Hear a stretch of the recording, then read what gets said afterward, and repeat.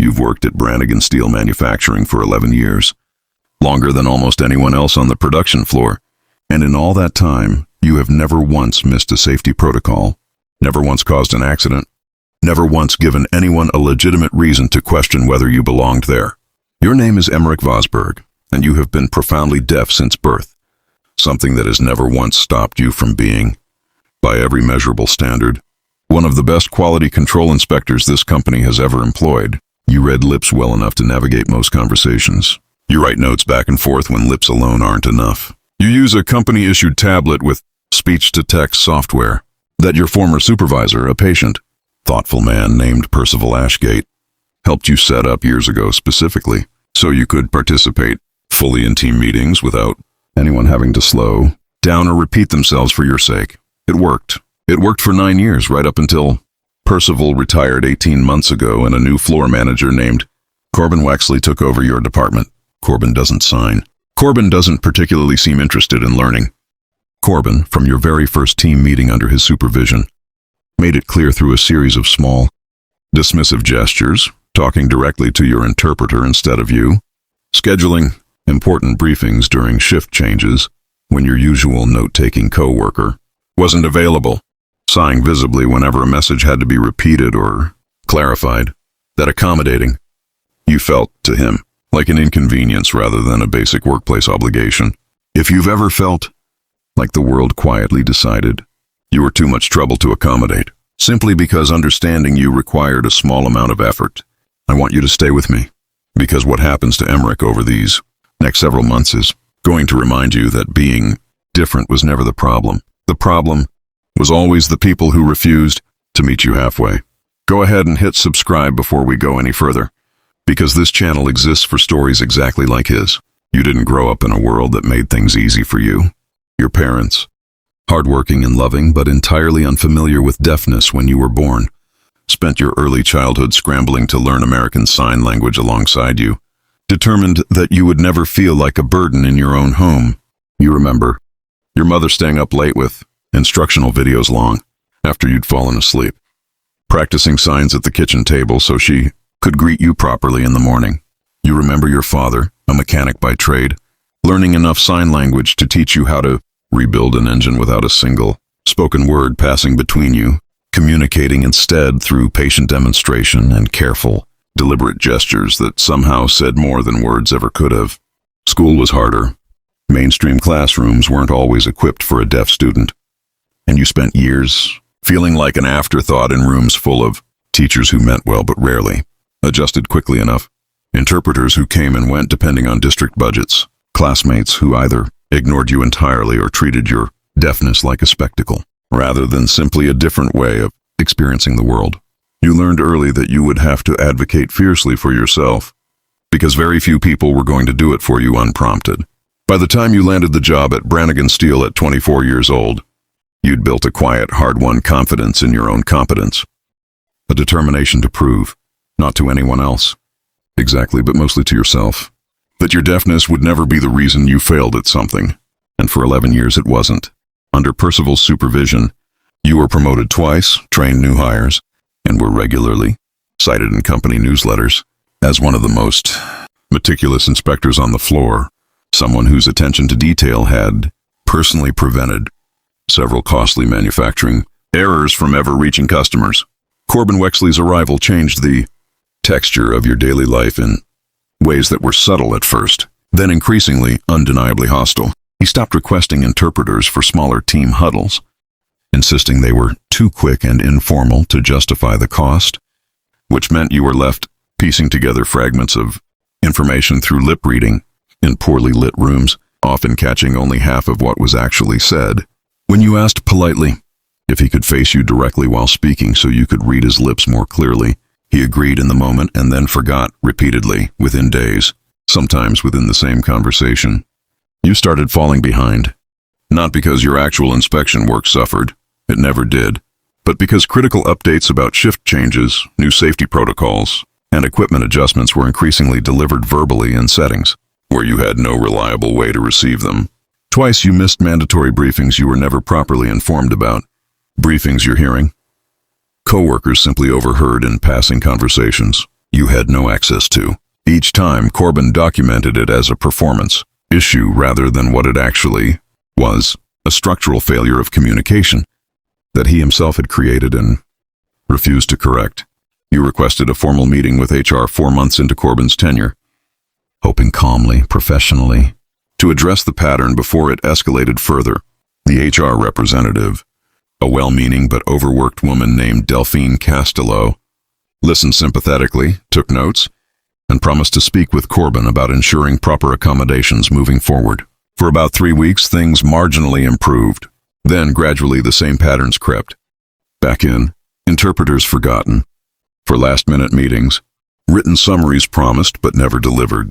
Important information relayed to everyone except you until you were left scrambling to catch up after the fact. The final write-up came 6 months into Corbin's supervision, citing consistent communication, failures, and difficulty, integrating with team briefings as grounds for a formal performance improvement plan. You stared at that document for a long time in your car after your shift ended that day, hands shaking with a fury you rarely let yourself feel, because every single incident listed on that page traced back, not to any failure of your own competence, but to a supervisor who had simply decided from day one that accommodating you wasn't worth his time. You fought it as best you could.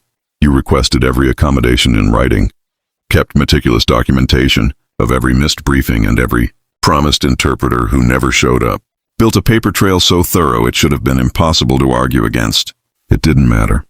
3 weeks after the performance improvement plan began, with Corbin citing continued communication breakdowns he had personally ensured would happen by ignoring every accommodation request, you were called into his office and terminated, effective immediately. 11 years of exemplary work erased in a 15-minute meeting where you had to lip-read your own firing because Corbin, in one final act of casual cruelty, hadn't bothered to arrange an interpreter even for this.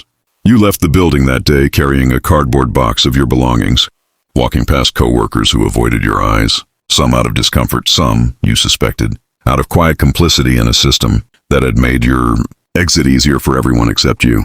You sat in your car in the parking lot for nearly an hour before you could bring yourself to drive home, replaying 11 years of your life reduced to a single, dismissive sentence on a termination letter, unable to meet essential communication requirements of the position. What Corbin didn't know, what almost no one at Brannigan Steel knew, in fact, was that the company's newest board member, a sharp, quietly formidable woman named Athalia Renshaw, had a younger brother who was also profoundly deaf, a fact she rarely discussed openly in corporate settings, but that had shaped, fundamentally, the way she evaluated every workplace policy she encountered. Athalia had joined Brannigan Steel's board 8 months earlier as part of an ownership restructuring, and she had spent those 8 months quietly reviewing HR complaints, employee grievances, and internal documentation with the meticulous attention of someone who understood, personally, exactly how easily systemic failures got dressed up as individual performance issues. Your termination paperwork crossed her desk purely as part of routine, quarterly review, one file among dozens, but something about the phrase unable to meet essential communication requirements caught her attention immediately, triggering a familiar, uncomfortable recognition. She requested your full personnel file the same afternoon, and what she found, laid out across 11 years of consistently glowing performance reviews followed by 6 sudden months of manufactured decline, told a story she recognized instantly because she had watched her own brother navigate nearly identical patterns of institutional neglect disguised as professional shortcoming throughout his own career. Athalia didn't move quickly or carelessly. She spent the following 2 weeks quietly interviewing your former co-workers, cross-referencing your documented accommodation requests against Corbin's meeting schedules, and reviewing security footage timestamps that confirmed, repeatedly, that promised interpreters had simply never been requested despite Corbin's written claims otherwise. She found former colleague after former colleague willing to confirm, once asked directly and assured of confidentiality, that Corbin had made his impatience with your accommodations clear from his very first week supervising the department. She requested a private meeting with you 3 weeks after your termination, reaching out personally rather than through HR, arranging for a professional interpreter to be present without you even having to ask. You walked into that meeting braced for disappointment, having grown weary of institutional promises that rarely translated into real change. Instead, you found a woman who had done her homework thoroughly, who laid out point by point the pattern of failures that had led to your termination, and who told you directly that the company owed you far more than a simple apology. Your reinstatement came 2 weeks later, backdated to include full back pay for your time away. But Athaliah didn't stop there. She personally oversaw Corbin Wexley's termination, citing documented failure to provide legally mandated workplace accommodations, a decision the board unanimously supported once her findings were presented in full. More significantly, she initiated a company-wide review of accessibility practices across every department, mandating comprehensive training for all supervisory staff on proper accommodation protocols, formalizing interpreter request procedures so they could no longer be quietly forgotten by any individual manager's personal preference. You returned to Brannigan Steel on a Monday morning in early spring, walking through doors you genuinely weren't certain you'd ever walk through again. Greeted by co-workers whose earlier averted eyes have been replaced by genuine, if slightly sheepish warmth. Delphine Costello, the HR representative, who once meant well but lacked the institutional backing to truly protect you, approaches you that first morning with a written apology and a promise that accommodation requests would never again be treated as optional courtesies dependent on individual managers' goodwill. Athaliah asks you in the weeks that follow to help develop the company's new accessibility training program, recognizing correctly that policy written without input from the people it's meant to protect rarely addresses the problems that actually matter. You agree, pouring into that program everything you wish someone had told Corbin from his very first day supervising a deaf employee. That accommodation isn't generosity, isn't a favor extended at someone's convenience, but a basic requirement of treating colleagues as full, capable participants in shared work rather than obstacles to be managed around. The training program launches company-wide within 4 months, and something genuinely begins shifting in the culture of the production floor. New managers, arriving with mandatory sign language basics, already built into their onboarding. Interpreter requests processed automatically rather than left to individual discretion. A formal complaint system, specifically designed to catch patterns of institutional neglect before they compound into terminations like yours nearly did. You're promoted within the year to a newly created role overseeing accessibility compliance across all 3 of the company's manufacturing plants, a position that didn't exist before your case forced the company to reckon with exactly how much it had been failing employees like you without ever fully acknowledging it. Your parents, when you tell them the full story over a slow Sunday dinner, sign their pride so emphatically it makes you laugh through unexpected tears. Your mother reaching across the table to squeeze your hand the same way she used to when you were small and frustrated by a world that moved too fast for you to always catch. Your father tells you in the same patient, deliberate way he taught you to rebuild engines all those years ago, that he always knew your deafness was never the problem. It was simply a matter of time before the right people finally understood that too. You still think about that 15-minute termination meeting sometimes. The particular indignity of being fired without even the basic courtesy of an interpreter present, but it no longer carries the same sharp humiliation it once did. It's simply evidence now, tucked among 11 years of accumulated proof. That competence was never actually the question, only whether the people around you were willing to do the small, necessary work of truly seeing you. Being different was never the barrier. The barrier was always the people, who decided understanding you wasn't worth the effort.